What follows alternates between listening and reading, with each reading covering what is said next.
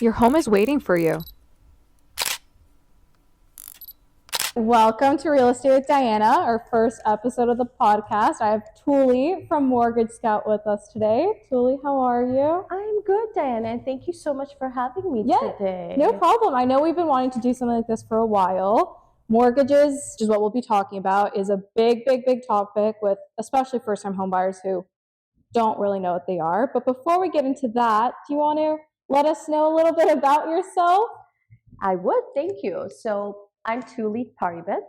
I am an independent mortgage specialist. So I don't work for a bank. I work for myself. I can work with any lender, which I think is very beneficial for clients because I shop for them. You know, I know the nitty gritties of why I shouldn't take them to a certain bank as opposed to a credit union and stuff like that. I started my career in 1997 for a company that doesn't exist called Canada Trust. So I've lived and breathed all things banking. And at one point, I came out for air and I decided I wanted to only focus on mortgages as opposed to everything under the sun, from investments to bank accounts. So sometimes around 2011, I became an independent contractor, self-employed. So for me, I'm very empathetic. I'm a woman of color, I'm self-employed. So when I speak with clients, I wear so many of the hats that they struggle with. It makes my life and their life a little easier to know where we stand. So that's kind of me from the work perspective. As a personal perspective, I'm a wife, I'm a mom, I'm a proud Torontonian. I love all things Toronto. So that's me. Love it. I know whenever, because you're always a person I refer to, right? So if I have anybody that wants to figure out a mortgage or just, understand the basics, you're my go-to person. And the reason why I love doing that is because you're so personable. Oh, thank you. You're able to, you feel at home with you. And I know a lot of stuff with finances, it gets difficult for people. It's an uncomfortable conversation. And to be able to work with somebody that's personable and doesn't make you feel awkward in the situation is a very good starting point, right? So I really appreciate that about your character. Thank you. I really try because people should understand what it is they're getting to. This is the largest purchases of our lives. We spend so much time comparing socks and underpants. This is worth a conversation. So thank you for having me again. All right. Okay, so let's get into it. We'll be talking about everything mortgages, very surface level. If you're a first-time home buyer, this is the podcast for you. So let's start with what exactly is a mortgage? It's a debt. It's derived literally from a Greek word and relates to death. Debt. Mortgage is just financing, and there's aspects of financing. So today we can speak more in terms of like first-time buyers, but even that can be differentiated in many forms. You could be a full-time person, working salaried. You could be a couple, both of you salaried. You could be somebody who's self-employed. Self-employed is a taboo word, when it comes to lending, because they need to determine what it is you make. So there's different aspects of financing. There is, I'm buying a property that I don't love and I would like to put some lipstick on it, but I'm a first-time buyer. But nowadays, first-time buyers could be a 60-year-old, could be a 55-year-old that came new to this country, never had an opportunity to purchase. So it's a very evolved space, but essentially a mortgage is a debt, and it's a matter of seeing what it is you qualify for, what's the mark you should be hitting at, and what you should be living within the debt factor of it. Got it. With mortgage, the term affordability is always sort of maybe synonymous with it. Do you want to sort of talk about that? Yeah, so affordability, again, is very dynamic. I will come back to affordability from the government and the bank's perspective because that will allude to stress test. But affordability for me is, if you're Diana and you're a first-time buyer and we're chatting, I want to determine, what do you pay in rent? Are you living at home? Do you understand the concept of what needs to go into it? I never focus on what you qualify for. I always try to strive to what your monthly budget would look like, because that affordability is the key. It's what comes out of your accounts on a monthly basis is what's going to give you the most amount of stress. So affordability for me starts at what my payment would look like and what other expenses are attached to it. Do I drive a car? Is there gas? Do I have to put food on the table? Do I have a kid? All of those would go into affordability, but that's a personal perspective. In terms of the bank's affordability, it comes down to ratios. Your income's at the bottom and your debt load's at the top, and you have ratios you have to live within. When you have less than 20% down, there's no storytelling. There is no coloring. It's, when we grew up, is here's your rectangle and you need to color within that. and that's your CMHC, that's your Sagent, that's your Canada Guaranteed Insurers. When you have 20% down, there's a conversation to be had. There's a story we can tell. There's a little bit of a stretching we can do. So affordability for me is always going to come down to not just what I qualify to borrow, but my overall monthly, and that's taking additional expenses into account. And we can talk about the ratios all day. Yeah, there's term and amortization, and I feel when I speak with first-time home buyers, they get these two words confused, or they don't really understand how it works. Can you explain how that sort of functions? It's a great question, and I get that same thing. Yeah. When I speak with clients, I'm like, do I take a 30-year rate? Well, we're a little bit different from Americans. We have our typical favorite terms are 5 years. We do go up to 10 years, but your term and your amortization term is the contract of the rate. I have gone into a 3-year term, a 4-year term, a 5-year term, a variable. That's your term. Your amortization is the life of the mortgage. In order to get a 30 years, it's actually a privilege, believe it or not. You only qualify to get that when you have 20% down. And then you've got 25 years and under. Different privileges, but anybody who has less than 20% down qualifies for a 25-year amortization, which makes your payments, again, more compared to a 30 years. Yeah. But term is the guarantee of the rate. Your amortization is the life of the mortgage. How long are you going to take to pay that off? And the terms are the shorter, 5 years, 3 years, 2 years, whatever makes you feel comfortable to the commitment to that particular bank at that moment. Okay. So would you say there's a term or an amortization that's more common that you usually see? So in the first-time buyer space, especially if they have 20% down because you need to qualify for a 30-year amortization, that is the most common term, because you take the most you can get because you can redact. You'll be like, you know what, my payments based on a 30-year amortization is $3,000. But 6 months, 8 months, 9 months later, you've gotten a raise, you can increase those payments. So you can legally track the amortization to work in your favor by simply making extra payments, increasing your payments. But that's the most common terms are 25 and 30. 25 because you don't qualify for any more, and 30 because it allows you the most amount of availability.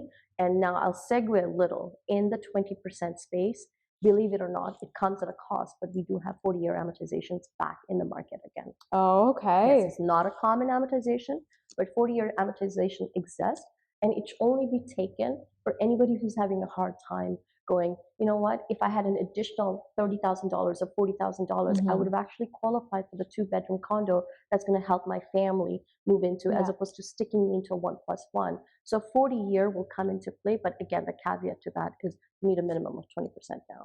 Got it. Okay. And so you also mentioned fixed and variable there for a brief second. Do you want to explain the difference between the two? Because I know it's been a hot topic recently. It's definitely a hot topic. So variable is what it implies. It varies. Variable rates are tied to Bank of Canada in this country. The TD banks, the Scotia banks, the RBCs of the world have no control. So when we hear things like Bank of Canada is making a rate announcement, they're talking about their overnight lending rates, and they're talking about the prime lending rate, which directly contributes to the variable. So variable rates are completely prime driven. It varies. They are great for a wait and see. Right now, variables are very much back in fashion, and they were in 2023. If you said variable, you either got laughed at or you got smacked. But right now, it's back at play because it's going to allow you to sit somewhere in a market where the rates are coming down. Why should you commit to anything? So variable rates typically are a 5-year variable. There are some 3-year variables. Really, it's not relevant. Variables are very similar in the sense the biggest factor is what is my discount? Prime minus what? The bigger your discount, the better you've done for yourself is what you need to know. What is my penalty? A typical variable rate is 3 months interest penalty. So it's very easy to calculate that. Like if I'm in the market, I don't know if I'm going to stay in this place, or I bought this from a builder, 5 years ago. I'm now expecting twins, and I bought a shoebox of a condo. Like put yourself into a variable when you're unaware, or put yourself into a variable in today's market because it's allowing you to wait so you can lock in. Variables are convertible mortgage. That is huge, and you want to know that it's convertible. If we've got one lender in this space that allows you to convert a variable into 3-year, 4-year, and 5 years. All the other banks are 5-year fixed or term remaining. The lender I mentioned is probably the best when you have so many choices. But variable varies, is the quickest way to remember it. Fixed rates are amazing. It allows you to sleep at night. There are no Yeah. surprises, but it also creates the most amount of FOMO in today's market. It's like, my neighbor got this, Yeah. my friend got this. Well, when you commit, you commit. You put a ring on this, let's call it a day Yeah. till, the date comes to rejig it. So fixed rates give you peace of mind, but fixed rates have the highest penalties imaginable. Interest rate differential is an animal you do not want to mess with, because on a $500,000 mortgage, interest rate differential could be 30 grand in fees. And Yeah. how, if somebody eats that much of my equity, you didn't leave me much to feed myself. Yeah. So fixed rates can be temperamental if you don't know how to manipulate the fixed rate. But fixed rates, just like variable in this market, are great in the sense they're portable. You Yeah. can move it from one property to another property. Okay. Variables, choices, fixed, it's a commitment. You're committed, no different. The bank's committed to you, you've committed to them. But that's the Got it. easiest way in terms of fixed. And fixed could be anything, a 1 year, 2 year, 3 year, 4 year, 5 year, 6, 7, and 8. Variables are typically 3 or 5, and 5-year variables are the most common. Okay. Okay. And so for this year, do you think people are going to be locking into fixed or variable, or do you think it's still going to be on a personal level what sort of works best for that person and their sort of like risk assessment? It's honestly, it's a great question. So thank you for asking that. I've been the person that's been advocating for, date the rate and marry the house. Yeah, Like, I'm yeah. everywhere with it. And I mean that because for me personally, if you're asking from my perspective, I personally, if I had a renewal, I would go into a variable. I would go into a variable because, not because I love a variable. No, they scare me just like everybody Yeah. else. I like to wait and see in a market where rates are on the trajectory down. I don't want to catch something that's falling. So in order to avoid that, I would personally go into a variable. But having said that, my conversations when I have with first-time buyers, and there's a fear of, you know what, and a happiness too, in the sense I was able to get into this market. I know rates are coming down. I don't care. I want to be locked in for the next 2 to 3 years, and I'll negotiate that and I'll deal with it. But a variable is working well for a wait and see perspective because they're convertible. You're going to go into a variable, but if you're going into a variable in today's market, you need to be very mindful. You need to be very focused, and you need to be involved, and you need to be working with your bank or your mortgage specialist as a team. And that's kind of what we do is we will put you on a list if you've done a variable, and we're monitoring, we're micromanaging and monitoring, because anytime we're seeing rates, we want to be able to reach out and say, we've noticed this as a rate. Are you interested? Again, the response is likely going to be no, because everybody's telling us spring into summer is when the fixed rates are expected to stabilize and better than what they are right now. Okay. All right. So, are there any kind of factors that really affect mortgage? Like, for example, credit scores? And we sort of talked about the debt to income ratio. Is there anything that you want to expand on there? It's a very evolving. You've got your C's of credit that we need to be mindful of. So your employment is huge. Changes to employment, changes to the type of employment. In between employment is a big taboo, but probation can become an issue depending on the industry you've gotten in. Your credit rating. For first-time buyers, one of the biggest things that I notice has contributed to their bad credit are cell phones and student loans. Oh, I am okay. not kidding. I think, and when I speak with, younger folks, they're in their late 20s and their early 30s, and I'm like, you have 30-day bad ratings from FIDO. And they're like, I haven't had a FIDO in 4 years. Well, guess what? Cell phone companies also report your activities to credit bureau. So it's not just I'm being mindful with my credit cards or I'm doing this. You need to be mindful all around for your debts. Like, your landlord can impact your credit, but credit is a huge factor. Employment is a huge factor. Having net worth. Banks love to see young people show savings, not just that I got a gift from my family. Yeah. Even if it's a little bit of savings left behind, that their repayment, these are big factors. Employment, credit rating, your overall structure, your debt ratios. That's, again, if you're making $100,000 and you want to buy $1 million property, it doesn't make common sense. How will you make the money to pay it? You haven't eaten. So all of those are a factor. Yeah. I know with my buyers, if we're ever looking and, we've signed a contract, everything's like that, the first thing I say is, do not quit your job. And do not go out and buy a car or furnish your whole house and on your credit card and everything like that, because then there's a possibility that that can actually affect their mortgage or, their affordability, the financing.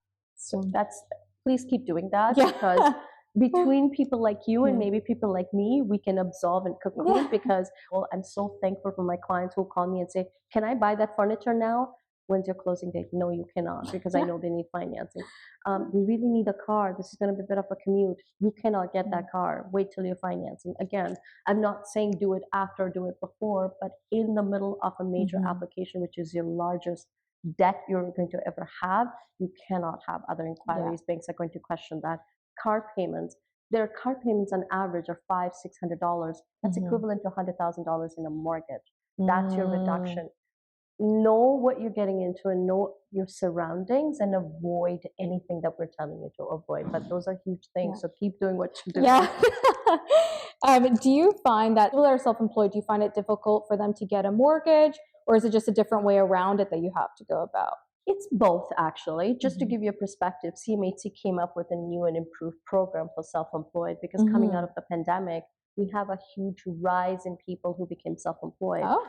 Self-employed can be anything. Self-employed could be, I used to work for Salesforce, I used to work for Microsoft, I'm in tech, and I've now decided to become my own employer. So I'm being hired as a consultant. You are self-employed. A doctor is self-employed, of course, measured very differently. Yeah. I know a dentist. I am self-employed. You are self-employed. So every family has a huge growth of self-employment. That can be an issue, and it's an issue we deal with. So it's a matter of what you're trying to achieve. Stress test and self-employment kind of go hand in hand. Self-employed, or stress test with the government's perspective of, you get to borrow based on what you pay taxes on. That's your common sense lending. What is my net income? And that's what I qualify for. This is a very different topic. Alternate lending goes, guess what?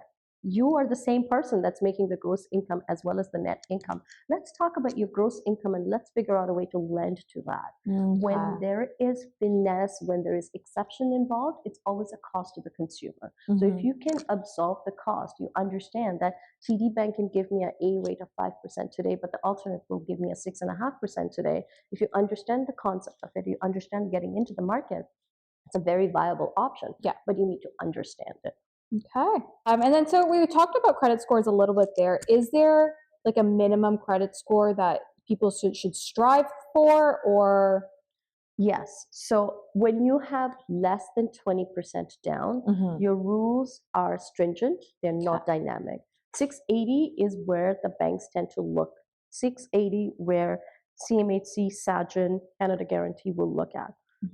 Typically, banks are looking for a 2 credit product over a 24-month period to consider you as an average Joe with a good enough rating, and then looking at it from there. So if you're somebody who doesn't have that, you have an exception. You need to speak with a specialist. You're coming out of a proposal, you may have 2 new credit cards, and it may be 24 months, but your proposal or your bankruptcy was within the 6-year period. That's a taboo. That could be a no-no for a lot of lenders. So credit is huge. Keeping your credit clean is huge. And a lot of times, especially when somebody has 20% down and they've kept their credit clean, even though they've been in and out of jobs through the pandemic, we've used that to leverage for them to say, look at what the demises they've been in and look at what they've done to get themselves out of the situation and kept their credit clean. You would be surprised at how often the bank says, you make a great point. We should be rewarding good behavior. So credit goes a long, long way, because we cannot start a story to tell if the credit is already telling a bad story on your behalf. Or if it doesn't even exist, because I know some people that, don't even have a credit card. So I've done some leases in the past, and they're like, okay, I need your credit score because that's what a landlord looks at. And they're like, but I don't have a credit card. I don't have any kind of credit. I don't have anything that really shows, hey, I am able to pay. This is a scoring of my payment rates. So I think it's really important for everybody out there to start building their credit. Once you turn 18,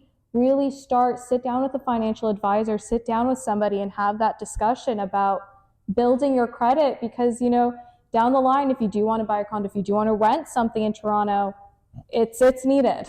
Yeah. It's such a great perspective, honestly, and more people need to be mindful. No credit can be as bad as bad credit, by the Yep. way, because anytime a bank has to ask questions, they're asking a question from the perspective of suspicion, Yeah. because they're the lender. The person with the money gets to ask whatever the heck they want to ask. So, in the perspective of no credit, you're 43 years old and you have no credit. The first question is why not?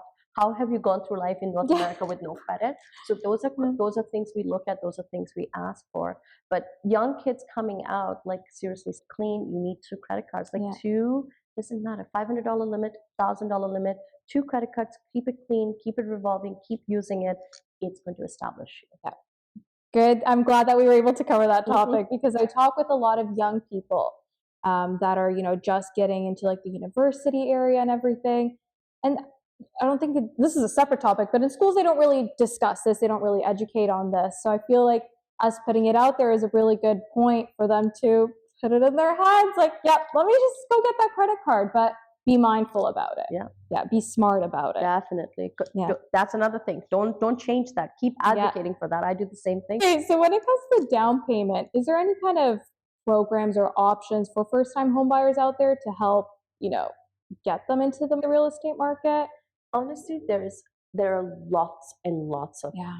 uh, availability. There's everything from people don't think you can borrow money to put into an RSP, work hard to pay that off, then use the RSP as a down payment. Like you weren't even at the mercy of the government coming up with programs, and the government has come up with programs. The first time buyer program where you're putting in $8,000 a year. Like if you didn't make a contribution for 2023, it's not cumulative.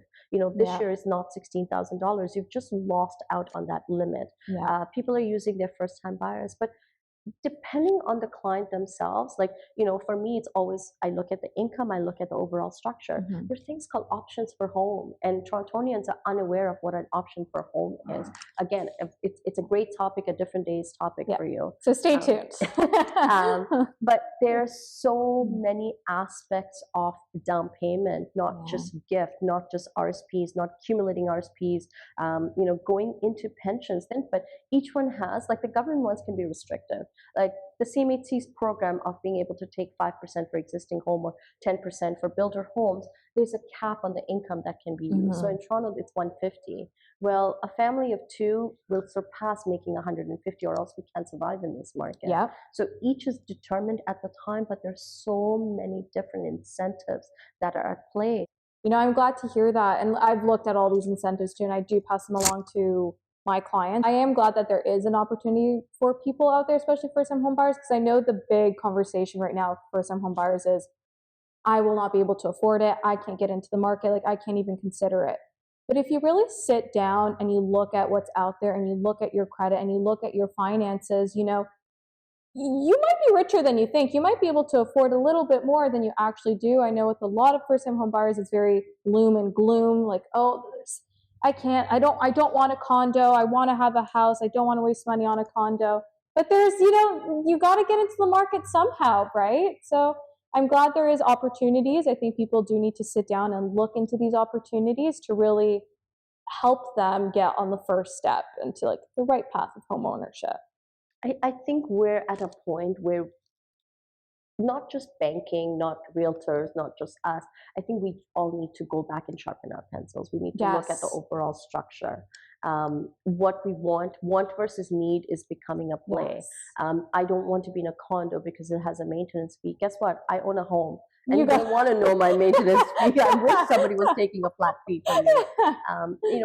There's so much perspective. Like we were raised in, like I can tell you, like my kids privileged to live in a home, but I was raised in a condo, I was raised in a compound. There's nothing wrong with that. It's a whole different environment, it's a whole different structure. And I think we just need to get our heads around, like I am doing so many of the Golden Girls financing right now, where friends are like, they've given up. They're like, listen, I can rent a place, then I'm bringing in 2 or 3 roommates. So why wouldn't I just gather 2 or 3 of my friends and buy something that we can split the cost with? I've got siblings. I just did one for somebody at the Kingsway office where 2 siblings bought a duplex. Parents co-signed them because it was, and they bought it, in Ancaster. So it's still a more feasible pricing. but they're renting out the basement. Sister's staying on the main floor. The brother has a family, they're starting a family. Yeah. He's on the top floor. They're in the same house, but they're not in the same house. We're seeing Yeah. such creativity in financing that's coming out. We're seeing such creativity in contracts being created. There's such a space for tenants in common right now, where Mhm. two people, you and I, could literally be like, you know what? I haven't bought a home, you've bought a home, let's buy something together. So much of it, cottage country, people are buying as a Yes. second home. I'm buying something with my family. We need to stop with the, I can't afford to buy in the city of Toronto, so the city of Toronto is the worst place on earth. No, what else is there? What else can Yeah. you do? Etobicoke is cheaper than core Toronto, which is pre-amalgamation is Toronto. Go east, Yeah. it's a little bit, we need to evolve to make it work. Exactly. Yeah. And it's all about having that positive mindset, right? I feel everyone's just so stuck on, not being able to afford it. But like you said, there's ways to go around it. There are ways to be creative about it. And honestly, that can help you in the long run. Like if you purchase something, you rent out the basement, that's helping you pay off your mortgage. That's easing your monthly payments and you're a homeowner, right? And the perspective, like I've recently spoken with 3 people, 2 of which are about to buy a home, and they Mhm. never thought they would be, by the way, and they came to these conclusions based on things that they've been hearing, had nothing to do with their actual income and what they Yeah. qualify. It was Yeah. all hearsay, and you're like, no. And then I've Yes. one guy who kind of was right in the sense that he felt doomsday. He felt he couldn't accumulate, he can't save. But guess what? I sat with him, a financial advisor that I work closely with. This guy, he's on the track to be a homeowner in 18 to 24 months. To me, Love it. yes, you didn't happen today. You will happen Yeah. because we're showing you how to save it. It's not to say 18 months, 24 months from now, it'll be like a voila, here's a condo for you. You may Yeah. be buying in Peterborough. I don't know. Yeah. But at least you will have $30,000, $40,000 that you never saved. We've shown you how to do it. Yeah. You're doing it. 4 months later, you've accumulated 9 grand and you are 34 years old and you haven't saved a penny. Yeah. To me, I'm like, kudos, buddy. Like, Yeah, no, seriously. Yeah. that's good times. Yep. So Nope. It deserves the praise. Yeah. So one question that I think I always get asked with first-time home buyers is, so when we're doing the offer and everything like that, we have to have the deposit amount. And I'm like, okay, how much do you guys want to put down for your deposit? The question I always get asked is that my down payment? So can you explain the difference between deposit on an offer versus a down payment? So a buyer's, that's a very fair question. Yeah, no one. But for simplicity purposes, your down payment is the big picture. So I'm buying something for $500,000 and my down payment is $25,000. Well, your deposit could have been $10,000. The $10,000 is a deduction off of the $25,000. It's not 25 plus the 10. The deposit is the initial amount you provide. That is part and parcel of your down payment, is the difference. Now, for first-time buyers, it's a little bit easier, but it gets a little tough when all of their down payment is tied to RSPs. That's a bit of an issue, and we need to deal with it because you cannot dip into RSPs till you've entered into an agreement to buy, and you cannot enter into an agreement to buy without having a deposit. So it becomes a bit of a catch-22. But honestly, you need to have another source to come up with that money, and you can pay that back. The same situation I run into, again, I won't elaborate on it, is when somebody is an existing homeowner and everything that they have is tied to that current home. They have no lines of credit or no availability in those, and they want to downsize or whatever the case it is. They do not have a deposit because they thought I have a lot of equity. My down payment comes from it. You don't have access to that till it closes. It goes in trust. So that one becomes a bit of a taboo itself. But great question. So I think we've covered a lot about the mortgages. I think we have an all very good understanding of it now. Now we got to talk about the pre-approval. So when I'm working with buyers, my number one question is, are you pre-approved? Because, and this has happened, and so they're like, oh no, we're meeting with our bank, but we really, really want to see this house. I'm like, okay, so like we can go see this house, but you need to go get pre-approved. We go and they'll fall in love with the housing and then they get pre-approved and they can't afford it, right? So it's like that heartbreak that then happens. So I always say, get pre-approved before you start looking at houses, because when you fall in love with a home, that is a different form of heartbreak, right? So what are your thoughts on a pre-approval and what are the sort of steps to get pre-approved? You're a very kind human for taking people out when they're not pre-approved. It'll be one showing. And for me, it's don't put the cart before the horse. Yeah. So if you are not pre-approved, how do you know what you qualify for? Yeah. What is the amount? So I'm a big advocate of starting at a pre-approval. I personally will seldom touch a client who I have not pre-approved because in a market like 2023, part of it wasn't so crazy with bidding wars. Yes. But when you are in bidding wars, when you're in competition, how can I stand behind somebody if I don't know their worth? I don't know anything about their pre-approval. So for me, pre-approval is stage one. Our pre-approval, how I pre-approve, is very in-depth. There are lenders out here, you can get pre-approved in 60 seconds. It is not worth the paper it's written on, first of all. And I love that you're asking clients, are you pre-approved? Yeah. Please have a follow-up question, which would be, are you pre-approved for a house or a condo? Believe it or not, it makes a difference. A first-time buyer looking at condos but have been pre-approved for a house, there's a maintenance fee. A maintenance fee can go towards reducing your overall borrowing power. So you may have been pre-approved, but if you weren't forthcoming or the banker didn't ask more questions, well, you're about to get something taken away from you when you've done something right. But the way I do a pre-approval is extremely in-depth. I'll have a conversation with you, Diana. It's nice to meet you. I'm going to get to know about you, but I'm very specific. I want to get to know about your income. A lot of people, even when they're self-employed, don't think they're self-employed. People who are consultant and taxes are not deducted at source don't realize they're self-employed. But the bank is not categorizing us as purple, blue, and pink. They're putting us all in the same basket. So I determined that down payment is a huge taboo. Knowing you don't have a deposit, you're going to take out a realtor who is going to try to drop an offer to find out you don't have a deposit. I want to alert you to that. I want to know your sources of down payment. I work with sandwich generations all day. I am friends with the parents, then their children are buying, and I'm constantly toggling. When a client tells me that their main source of down payment is gifted, believe it or not, I take a pause. And you can visibly hear me taking a pause, and I'll stop and say, okay, let's talk about this gifted down payment. And it becomes a conversation. So I have to direct them. I have to direct them to have a conversation with the lawyer.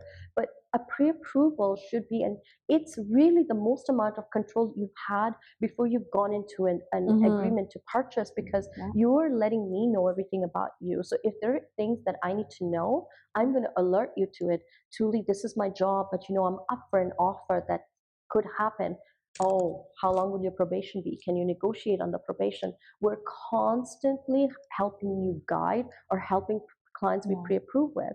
Part of my pre-approval process is because I'm very conscientious. So I will work with you. You'll sit, Julie, here's Tom and Jerry, and get them pre-approved. Well, after I speak with Tom and Jerry, I get their permission, and I'll come back and say, Diana, take a pause. Or you know what? These are great clients. Just waiting for documentations to come through. But again, go back into the market we're in, and we're a very evolving market. We are going back into what feels like a seller's market again. So if that's the case, we're going to have more bidding wars. Well, how does a client get vetted? If you don't have a relationship with your bank, you don't know what went to your pre-approval. You don't know what's there to know about this property. Versus when your client is pre-approved and they're about to go into an offer, I'm bugging you. I'm saying, Diana, have you done your comparables? Because the value can't come in. I'm going back to the client, because what is a pre-approval? It's the amount of the debt you've qualified for. So if I've qualified you for $500,000 and you're buying something for $625,000, I want to make sure you've got the $125,000. It's math. It's so simple. I love math.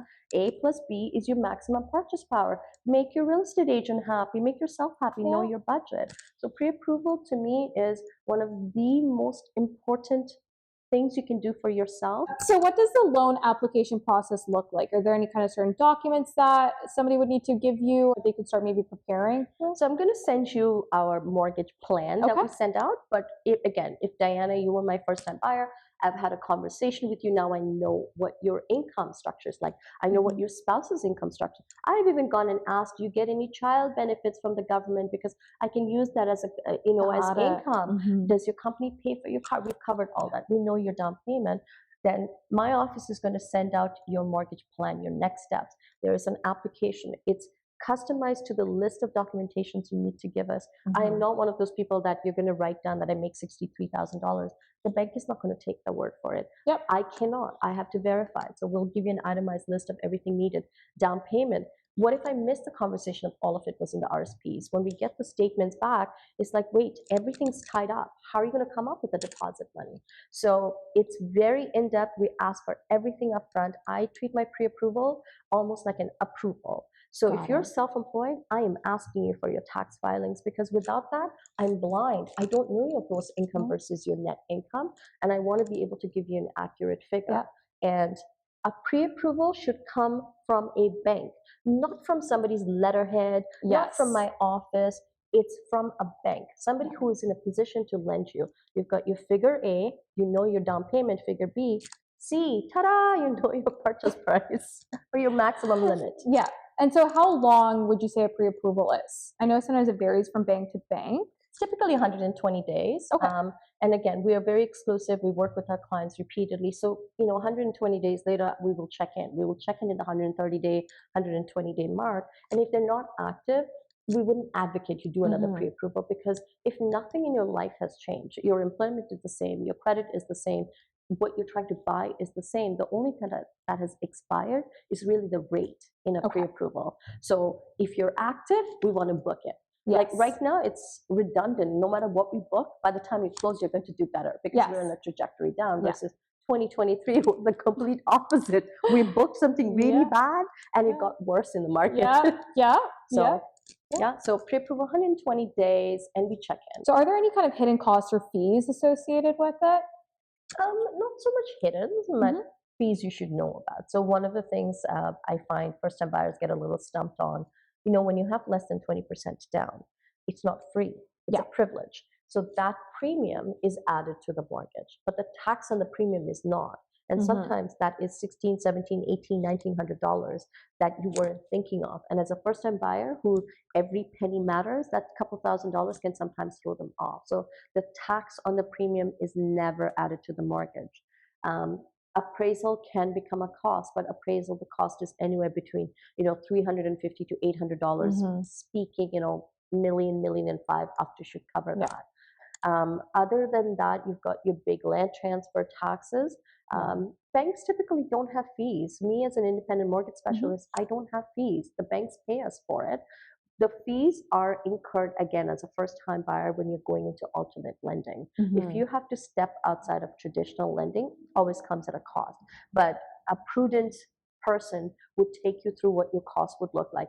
If I work with somebody that I know is heading towards B lending, I'll tell them you're going to trigger at least a 1% fee. And this is what the fee is due. This the same time as your down payment, So I'll walk them through it. But there are no sketchy hidden fees per se. It's just itemizing everyone if you list. Like right now, think about it. I forgot to mention moving costs, because we're not thinking moving costs, but it is a cost associated with this purchase. But hidden itself, I don't think so. Perfect. Yeah, and I think that's also, once you're working with a reputable person like yourself, everything's sort of clear out in the open, black and white. There's not really any kind of gray spots. If somebody chooses to work with somebody else where it's maybe not as reputable, there might be some kind of hidden things there. So always work with somebody that is a reputable source. And just ask, do you have any fees? Like I have clients who will ask me, do you have a fee? And there's a pause and I'm like, no, I do not. And they're like, you don't? How come you're doing so much? So it never hurts to ask, do you have fees? What are the fees? And kind of go from there. Yeah. Okay, so let's say we're now at like the closing of a home. This person has just got the keys. Are there any kind of post-closing considerations that they should keep in mind? They should. So for me, our office always gives you next steps. We reattach commitments. We walk you through this is what to expect. But some of the things I point out during my signing that's going to happen after. Of course, the keys. I tell them, don't book your mover in the morning. Try to book the next day, if not, the last call of the day, because you don't know when you're going to get your keys. People forget about property taxes. Get their property tax bill for 4 to 6 weeks later. Remember, when you bought a condo fees are going to come out. We get calls that says, some MTCC took money out of my account.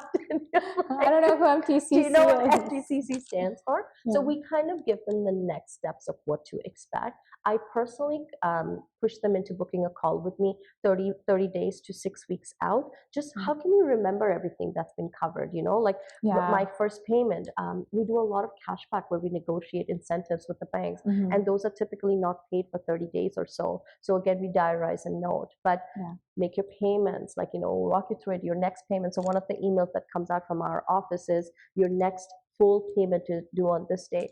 People forget about interest adjustment date, and banks Mhm. still take out a payment on the first of the month, and they're like, something came up, I don't know, it doesn't look like my payment. So those kind of little lingering things, like if Yeah. you're just working with the bank, honestly, you cannot expect them to summarize. These guys do Yes. a million things. Somebody like me will summarize for you, but for yourself, you just simply Mhm. make a note of when the payment dates you need to know, property taxes, maintenance fees, what else did I sign up for, all of my Yeah. other expenses going through. But there is no, it's breathe. Once you move Yeah. in, you're kind of breathing, but Yeah. those are some of the tasks. You just be mindful of what's coming out. We are constantly checking in as a mortgage checkup, a financial checkup, a plan checkup. But for yourselves, like book appointments, like every bank gives a free second opinion, and you don't have to go back to the same bank to get a free second opinion. You can Yeah. talk to us as well, but just be Yeah. mindful of all the bills coming your way that needs to be paid. Yeah. Yep. Good point. So I think we covered everything about mortgages. Like, I think this is a good mortgage 101 class. Do you have any advice for first-time home buyers out there that you want to impart on us? Get pre-approved. Yeah. Honestly, I know I sound like a broken record. Get Mhm. pre-approved. Know where you stand. Know your market. Start working with realtors who understand. Have expectations. The fear. Fear comes from a place, and there's such a fear of I can't afford it. Who told you cannot afford Yeah. it? Can we have, like, if I tell you, or if a bank tells you cannot, what can I afford? Maybe run with that. Sure, I can't afford to buy in the city. Where can I afford to buy? What can I afford to buy? Mhm. So don't give up. Seriously, don't give up. Like, as I think we just need to do a little bit more homework. We need to learn to be a little bit patient. And the pre-approval is literally your first step, your green light to go shopping, get Yeah. pre-approved. Yep. No, I love it. That's it. So, do you have any market trends that you're sort of predicting for this year? Because we're 1 month into, 2024. So, are there any kind of predictions that you see happening with the market? I know it's a hot topic. Everyone's always like, what's going to happen? Anything that you sort of see or you're picking up on? I don't want to say predictions. Just Mhm. honestly, my crystal ball's been broken for a very long time. What I can tell you, the trends we're seeing. So, Mhm. in terms of the fixed rates, they are on a trajectory down. Okay. Bank of Canada is taking a pause. For the first time in the history of probably America and Canada, we are likely going to be parallel to them in how we deal with rate situations, Mhm. because we're in different markets right now. We're a bit of a bubble. If you guys go back to 2008, America took a beating. When America takes a beating, do you know what Canadians do? Canadians buy up their properties. Florida Mhm. was on sale. 2008, I worked at Scotia at Kingsway, where I would have client after client come in and say, can I get a home line? Can I get an equity line? And they were buying up properties. We are heading towards a market that's picking up, that is becoming a seller's market, but we're not quite a seller's market. For anybody who's been sitting on the fence, who wants to get up, who wants to look up, now is your time to do so, because rates haven't dropped fully. But the media is already screaming, oh, the Yeah. rates are dropping. TD Bank is calling this the year of the cuts. So there's an excitement coming. Like, I go by how many credit bureau applications we do. And going into January, I don't know, it doesn't feel like a new year. It feels like a Mm. crazy busy year. People are active, Mhm. they're energized. And for me, I think what makes me sad a lot sometimes is when people say, I don't know if it's the right time. What if I buy now? Buying a home, I cannot speak for investment properties. We're Yeah. here discussing a first time buyer Yeah. space. This is a long term investment. It's the same with when people tell me, my neighbor got a better rate, I got a crappy rate. It's a 30-year journey. It's a Yeah. 25-year journey. You might get a bad rate, for a term, and I might get a bad rate for a term, but over 25 years, it's safe to assume we're going to average out to Yeah. similar rates. So stop worrying about rates and start worrying about me. Start worrying about me now. Do I want to buy it? Am I pre-approved? Am I qualified to buy it? Then make an informed decisions as opposed to timing the market, wait for the market to suit you, suit yourself into it and decide, I'm in, I'm vested, I'm going to do it. I've taken all the measurements and make a decision that's right for you in that moment. Exactly. Don't worry about what the market will do. So if you're living in your condo and let's say the city of Toronto has tanked and we're now 40% below market, we've never had that. If you're going to continue living in that property and you have a job and you're going to continue making payments on that property, what difference does it make what the value is? It is not relevant till you have to sell. So if you're not in a position to sell, we mind our own business, we buy our own homes, and we live our lives. Exactly. That's always what I tell people. You know, they're like, "Oh, but is this a good time? Is this a good time to buy?" I'm always like, if you right now are capable of it and you are okay to purchase a home, when you feel like it is okay for you to purchase a home, that is a time for you to purchase a home. Do not try to attempt to, time the market. Do not try to attempt to time interest rates. We can't predict everything. If you are ready to go, when you put your foot in the market, in the real estate market, you can start changing things down the line. But when it is right for you, that is the time to do it. Don't time it because you might think something's going to go down and it goes up, or you're going to be upset because you waited and then you missed out on something. So when it's right for you, that's the time that I always say is the right time. It's the best advice to give. Love it. Well, then we're on the same page. Okay, well, thank you, Tuli, for coming and sitting down with me today, discussing this wonderful mortgage lesson with us. I think it was very informative. And tune in next week for another episode. We'll be doing a first-time homebuyers mini-series. So that will be exciting. So thanks for tuning in with Real Estate with Diana. Thank you for having me. Thank you, Tuli.